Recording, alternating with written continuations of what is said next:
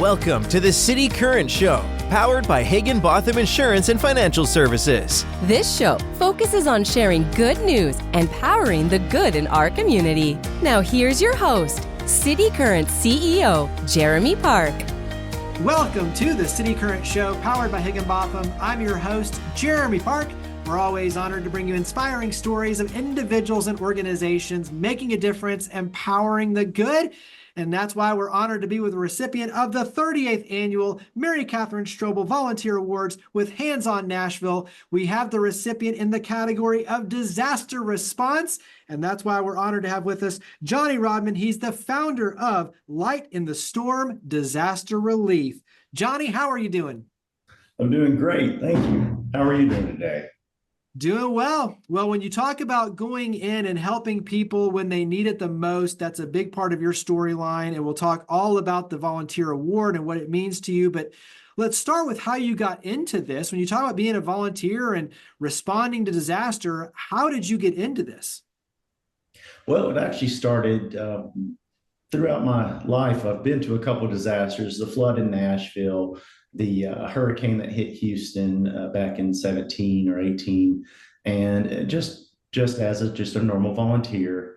And I was a business owner, so we would shut it down. But I actually enlisted in the Air Force, and I was in for a little bit, but then I broke my back. Well, I was down for a while, and I was in this big rut, and I was trying to dig myself out of it. And it was about 8 months. The tornado happened in Bowling Green, Kentucky, and Mayfield, Kentucky as well.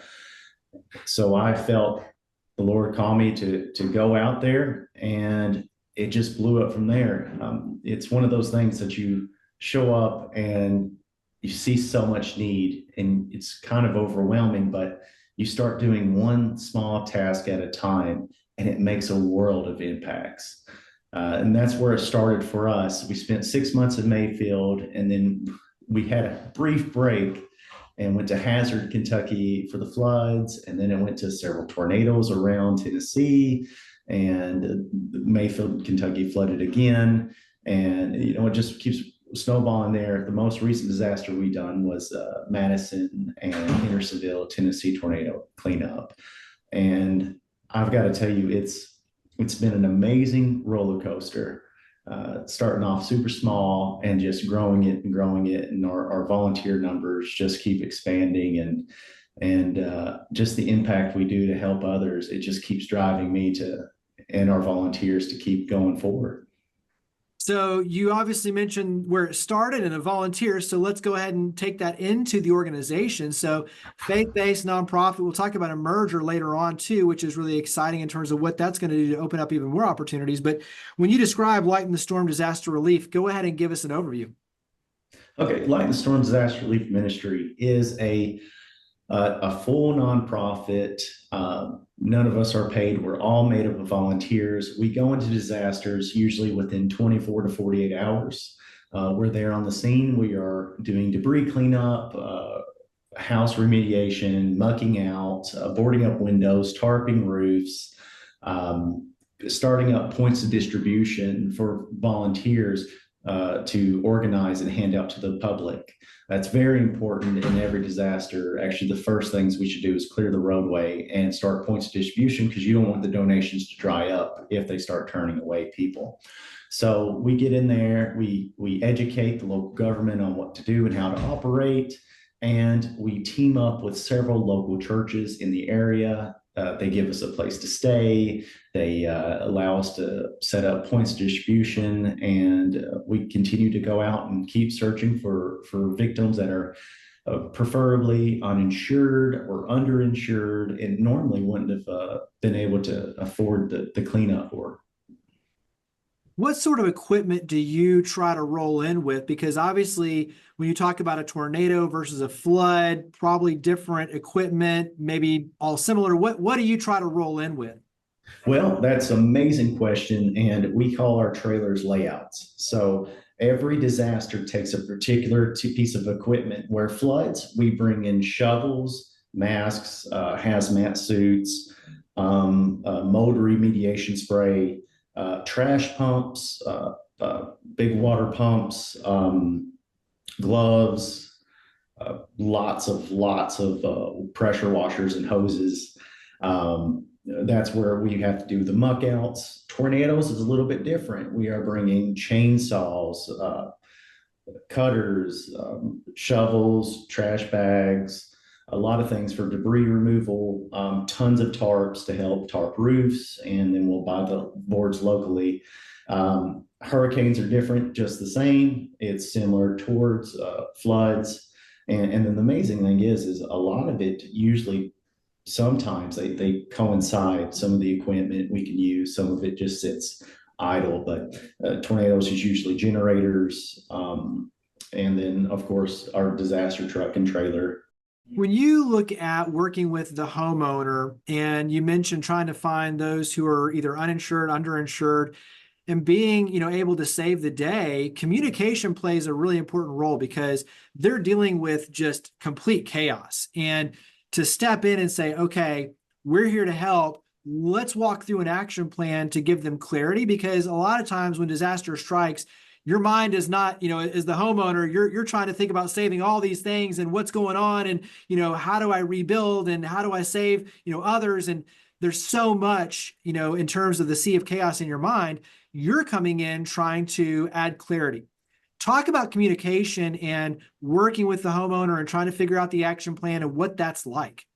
When we go into disaster, we advertise on Facebook. We do a media blast, paid advertisement for Facebook to get it spread. We download all the HIP and for sale sites of that affected area. And we start putting out advertisements looking for victims, because a lot of them are displaced already, and the only thing they have on their backs is their clothes and their cell phone.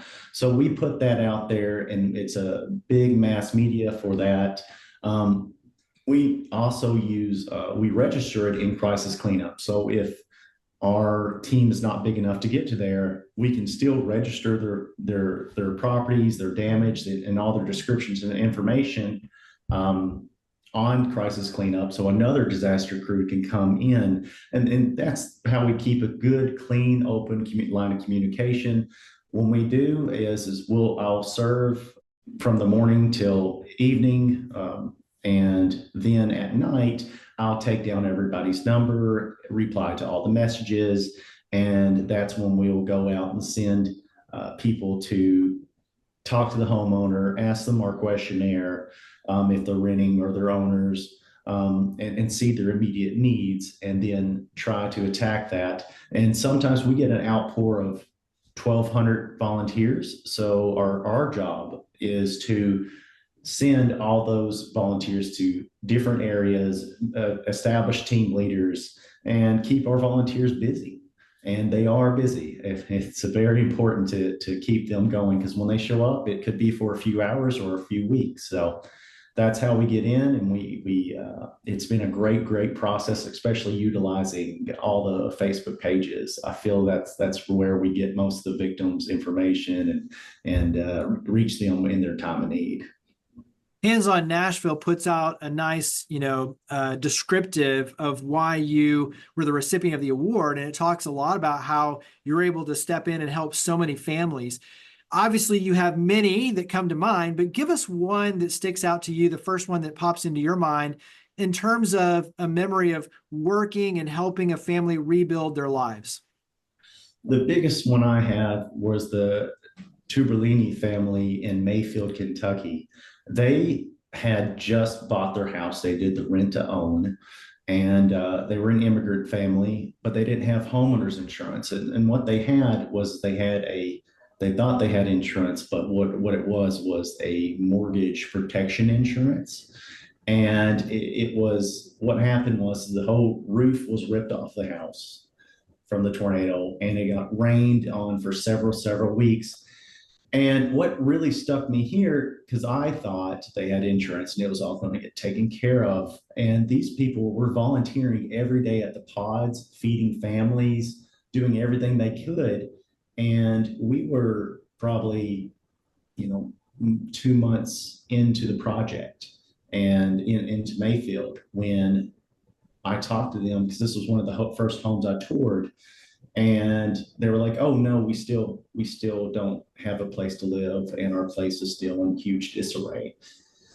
And I mean, this is a very deserving family. The husband was a plumber. The mother sold agua frescas, Mexican treats, and they had 2 or 3 children. They were really well deserving. So we crowdfunded and we raised just by bringing it in to help fully renovate their home because everything needed to be redone. And a gentleman came from New York and done the roof for free. And him and another gentleman put all new boards, put all new trusses, and roofed it. So it was easy for us to come in there. We did a full gut, and we raised money with the Hispanic Baptist Church and the Lions Club and the Eagles Club. And it was, and also the Kentucky 10 Conference of Seventh-day Adventist Pit donated too. And we roughly got about $80,000 to go for material for this family's home. So we finished it and they moved in 3.5 months later. That was the biggest impact because they were living in the pastor's basement, all 5 of them. And it had little kids, and it's really amazing to put in the hard work, get their house, but then see them move in and use it. And we visit them about once a year in Mayfield. And that was the biggest impact we had, that someone was so selfless that they would volunteer and not beg and ask, because we were getting hundreds and hundreds of requests. But they were the most deserving, I felt like. That was the most amazing, that they kept serving and they didn't give up until Lord led us to see their property and see their need, and it just blew up from there. That was the biggest impact. How has this work changed your perspective? And especially, when you look at that experience and then working with 1,200 volunteers, how has this changed you as a leader and your perspective of being able to make a difference? Well, it has changed me a lot. I've grown and I've fallen and gotten back up. It's been a huge learning curve to be able to manage a nonprofit with volunteers from all different backgrounds. The thing is it motivates me, and it encourages me that there are everyday normal people out there. They're not rich. Some of them barely could afford the gas to get up here to volunteer, but they're doing everything they can to make a difference and help someone else. And for me, it makes me even more grateful and hopeful for the future for these, because these disasters are going to continue on.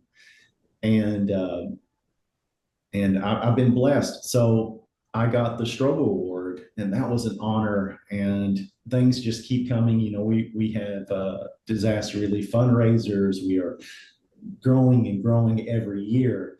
And that's why it's changing me, because I feel like I don't deserve to be in a part of this. I started off as a nobody that was, injured out of the Air Force, and showed up with just a truck and just helping folks. And then it grew into this. I can't explain all the things I've learned and how I've just continued to grow. And the Lord keeps blessing me, and my family being so strong while I'm away from in these disasters. Talk about the future, talk about the merger. Okay. We are blessed to announce that the disaster relief is merging with the Manna Foundation. They are a private nonprofit located here in White House as well. They heard and saw all that we do, and they want to be a part of it. So Lighten the Storm will be becoming the Manna Foundation. And the Manna Foundation is a nonprofit, but they want to go to global sides. It's the philanthropy side of this corporation. So it's our big thing, our domestic deal. I was nominated as the director, and the director side of it is they want me to build a world-class disaster relief team, and also opening worldwide. We're going to be opening a couple of orphanages. So it's really, really blessed honor, and it has the lot to do with I was scouted because I was asking for money, and we totaled out our disaster relief truck and trailer, and we were asking our church, and one of the founders of the church says, "I like you. we have something we're going to do on our philanthropy side. Would you be interested? And now we get on a corporate sponsor. We get he's having his employees come out and serve 3 paid days of volunteer time, and we're going to we're going to keep growing this bigger and bigger because these disasters just keep getting bigger and bigger. So we're very, very excited for this, and we should be rolling out everything in the next couple of months, describing all the Manna Foundation. Yeah, very exciting. Absolutely. When you look at the award and what it represents, you've already referenced it. And once again, it's the 38th annual Mary Catherine Strobel Volunteer Awards with Hands on Nashville, and your award is disaster response. What does that award mean to you? Well, the award means a lot. We actually ran into Hands on Nashville right after our accident because we lost all of our equipment. They loaned us wheelbarrow, shovels, stuff that was on our trailer when we totaled it out. And I worked with Hands on Nashville before, but not at this level. And I was so honored to when I got nominated to be this. Usually I'm, like you said, I'm the background guy. I'm the in and out. We don't want the glory. We're just here to help victims. But to receive this award, it was a huge honor. It was one of the first awards I've ever received for disaster relief. So it was an honor. And what's amazing is there was so many amazing nominated people there. There were so much deserving people of these awards, these Strobel Awards, that I was honored to be the nominee and to be the recipient of this award. It was humbling. It's truly amazing. And the $1,000 that went toward the nonprofit as well. That's a huge, huge help. Yeah, absolutely. We'll wrap up with how the community can get involved and obviously where we can go to learn more and get involved. The community can go out, reach out to us. Our number and all of our information is on Facebook. It is Light in the Storm Disaster Relief Ministries. If you search us on Facebook, anybody can reach out. If you get on lightinthestorm.org, you can sign up your volunteer form, and you don't have to have a special skill. You could just come and sort a couple of things for a couple of hours, or you could rebuild a house. We can use every aspect of your skills to come out and help these victims as much as possible. Well, congratulations again, Johnny Rodman, founder of Light in the Storm Disaster Relief. Thank you for all you and your amazing team do to power the good. Thank you for coming on the show. Thank you for having me. Higginbotham Insurance and Financial Services is proud to power the City Current Show. We're a people-first company that protects what matters most, the families, businesses, and trailblazers that keep our community going. As one of the nation's top independent insurance firms, Higginbotham is a single-source solution for business insurance, employee benefits, HR services, and personal insurance that's customized for you. We're here to serve you, the people you care about, and your community. Call 866-377-1959 or visit higginbotham.com.